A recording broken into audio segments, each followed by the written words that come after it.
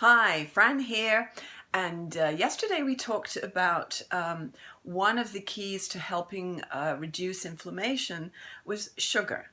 And today I'm going to talk about another key factor in inflammation in the body, and that is stress. Now, stress releases a hormone called cortisol. And when it's in excess amounts, then it gets stored as fat. And of course contributes to more inflammation in your body. So, how to reduce stress? You might say. That's a tricky one, and it is. But the very first thing that you can do that will help, and it's the very first, most important step, I believe, is to acknowledge, to understand that you cannot control 90% of what goes on around you.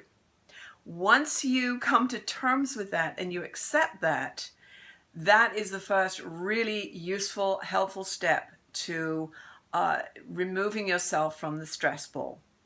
So what are other things that can do to help relieve stress?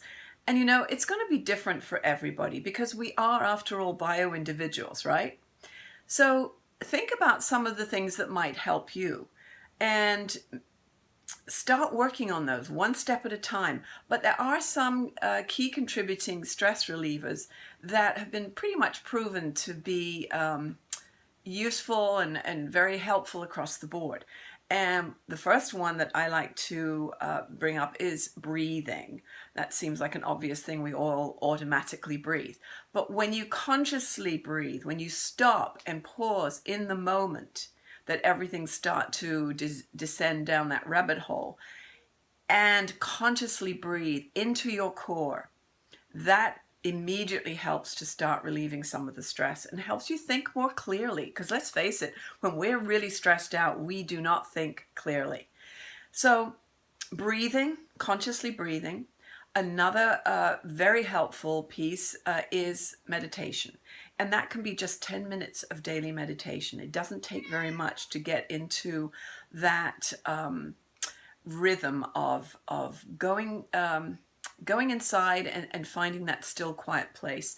My awesome coach, Walt Hampton, was just talking about this recently, about finding that still point inside. And it's almost like connecting with the white space that we all carry somewhere in our core.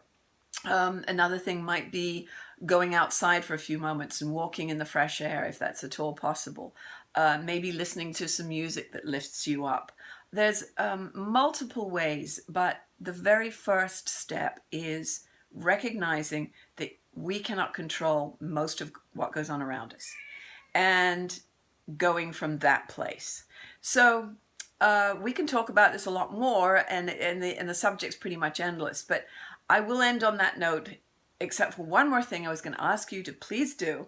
Click on the link below this video and connect to my website, and that will take you to a place where you can sign up for the 3 key principles for change when change seems impossible.